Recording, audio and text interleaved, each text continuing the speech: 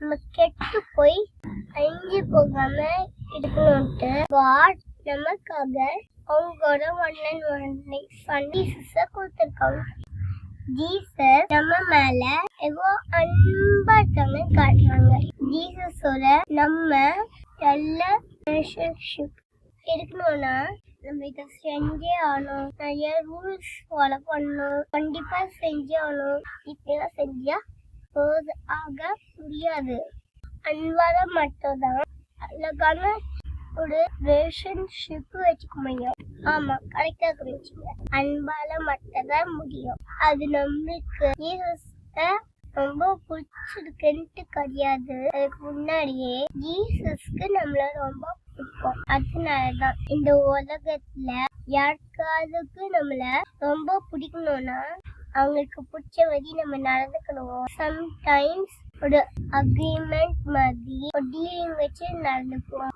ரொம்ப ப்ளீஸ் பண்ணி பிடிச்ச மாதிரி செஞ்சாதான் நம்ம அவங்க லவ் சம்பாதிக்க முடியும். நம்ம கரெக்டா இருக்குமா, அவங்களுக்கு நல்லா பிடிக்குமா அப்படின்னு நமக்கு நினைக்கிறோம். இதே மைண்ட் செட் தான் நம்ம ஆவிக்குரிய லைஃப்லயும் கொண்டு வரணும்.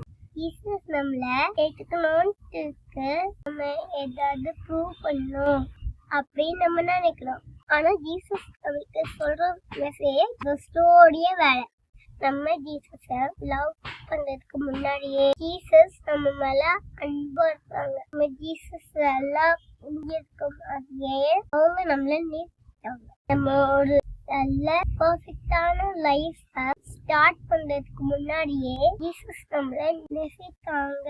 நம்ம நல்ல தெளிவு கிடைக்கிறதுக்கு முன்னாடியே நம்மள நேசித்தாங்க. ரட்சிப்புன்றது நம்மளோட குட் பிஹேவியராக கிடைக்கிற ஒரு ரிவார்ட் கிடையாது. நம்ம விசுவாசத்துக்காக கிடைக்கிற ஒரு கிஃப்ட். இப்ப நான் சொல்றதே கேட்கறதுக்கு நல்லா இருக்குதுன்னு நினைக்கிறேன்.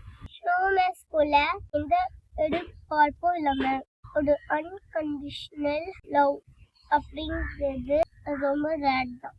அத பத்தி ஜான் 3:16 தெளிவா சொல்றாங்க. இது ஒரு ஓபன் இன்விடேஷன். யாரெல்லாம் நம்புறாங்களோ அவங்களுக்கு தான் விசுவாசம்ன்றது நமக்கு ஸ்ட்ரகிளே இருக்காதுன்ட்டு கிடையாது. விசுவாசம்னா நம்ம பிரச்சனை மத்தியில நீங்க இத பாத்துக்கோங்க கிட்ட விடுறது. இப்போ உங்ககிட்ட சொன்னது புரியலன்னா திரும்ப இந்த வீடியோ ப்ளே பண்ணி பாருங்க.